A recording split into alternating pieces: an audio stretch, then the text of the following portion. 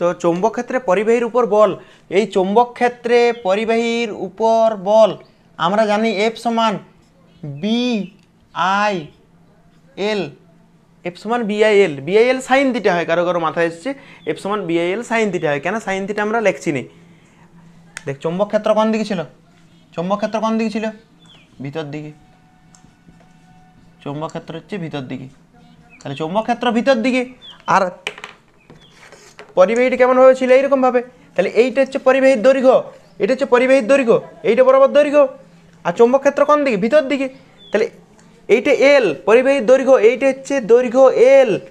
আর এইটা হচ্ছে চৌম্বক ক্ষেত্র, মধ্যবর্তী কোণ কত, মধ্যবর্তী কোণ কত 90 ডিগ্রি। চৌম্বক ক্ষেত্র কোন দিকে, চৌম্বক ক্ষেত্র হচ্ছে ভিতর দিকে, চৌম্বক ক্ষেত্র ভিতর দিকে, আর এইটা হচ্ছে পরিবাহী, তাহলে বি আর এল এর মধ্যবর্তী কোণ কত, এমনিতে হয় বিআইএল সাইন থিটা, আমরা বুঝতে পারছি বিআইএল সাইন থিটা হয়, এই থিটাটা বি আর এল এর মধ্যবর্তী কোণ কত হচ্ছে, সাইন 90 হচ্ছে না।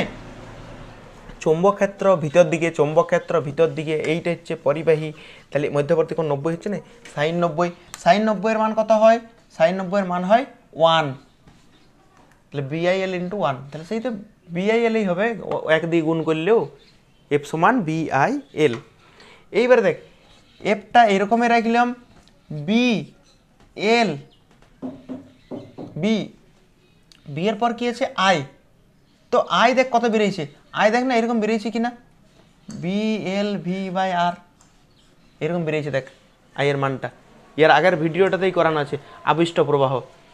আবিষ্ট প্রবাহ হচ্ছে বি এল ভি বাই আর, আর দেখ এইটা কার জায়গায় লিখলাম, দেখ বি এর জায়গায় বি রেখেছি, আই এর জায়গায় লিখলাম বি এল ভি বাই আর, আর তার শেষে একটা কি আছে, তার শেষে একটা এল আছে না, তাহলে বল এই দুটো তিনটে গুণ করে কত বেরোবে, তাহলে বল সমান বি আর বি এ গুণ করে বি স্কোয়ার, এল আর এল এ গুণ করে এল স্কোয়ার, আর এটা হচ্ছে ভি, তাহলে B square L square V by কী হবে আর, তাহলে B square L square V by R, এটা হচ্ছে বল। তো কিছু এক্সট্রা ইনফরমেশন, চৌম্বক বল কার্যহীন বল, এটা আমাদের বলা হয়ে গেছে যে চৌম্বক বল কার্যহীন বল, এখানে প্রমাণও করে দেখাইছি আমরা, চৌম্বক বল হচ্ছে কার্যহীন বল। তো আমরা একটু আগে যে ছবিটা এঁকেছিলাম সেই ছবিটাতে বললাম যে পরিবাহীটাকে আমরা কি করা হয়, গতিশীল করা হয়, গতিশীল করা হয়, তার মানে আমরা বল প্রয়োগ করছি, যান্ত্রিক শক্তি দিচ্ছি, এই জায়গাতে তো চৌম্বক ক্ষেত্র আছে, এই জায়গাতে চৌম্বক ক্ষেত্র আছে, চৌম্বক ক্ষেত্র কেমন, বোর্ডের সাথে লম্বভাবে ভিতর দিকে, বোর্ডের সাথে লম্বভাবে ভিতর দিকে, এই জায়গাতে যদি আমরা একটা পরিবাহীকে গতিশীল করা হয়, তাহলে পরিবাহীকে গতিশীল করলে কী হবে, তড়িৎচালক বল আবিষ্ট হবে। তাহলে এইখানে যদি আমরা একটা পরিবাহীকে, আমরা যদি এইখানে কোনো পরিবাহীকে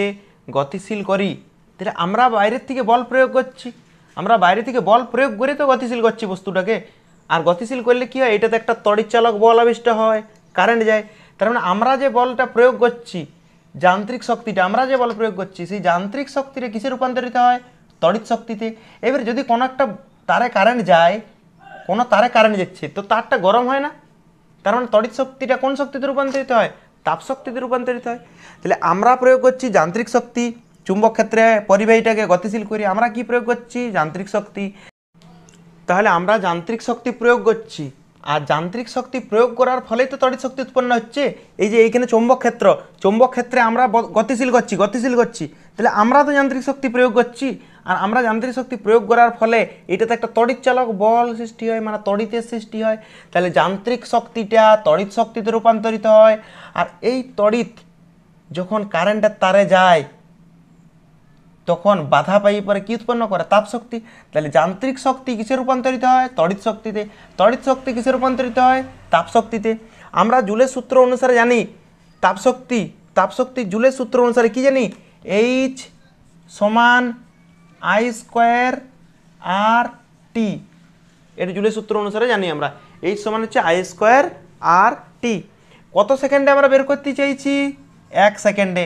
1 সেকেন্ডে বের করতে চাইছি। তাহলে টি এর জায়গায় কত বসাবো, তোরা পরের লাইনে করবি, এক লাইনে করে দিন না,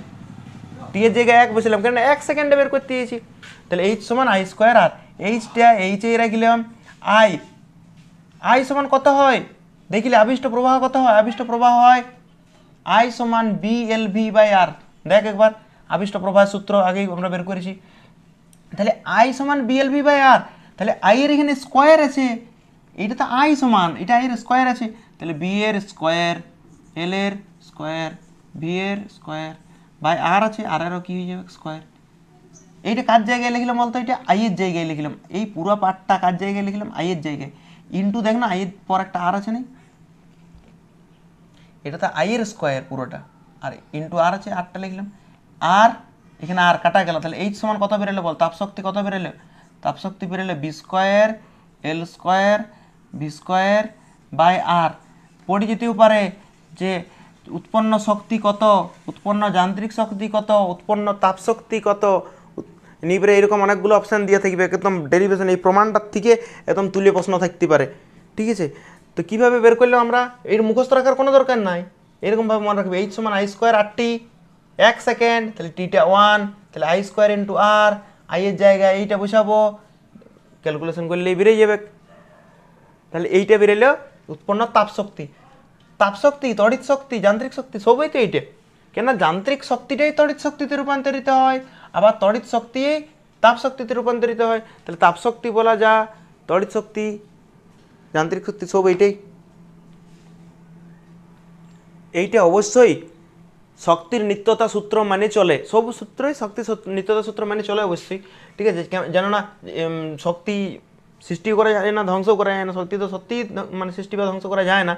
তাহলে যান্ত্রিক শক্তি যতটা যান্ত্রিক শক্তি, এই ততটাই যান্ত্রিক শক্তি তড়িৎ শক্তিতে রূপান্তরিত হয়, আবার এই তড়িৎ শক্তিটাই কিসে রূপান্তরিত হয়, তাপ শক্তিতে, মানে শক্তি সৃষ্টিও হয় না, শক্তি ধ্বংসও হয় না। এই যতটা তাপ শক্তি বেরিয়েছে ততটাই যান্ত্রিক শক্তি, ততটাই তড়িৎ শক্তি। ঠিক আছে।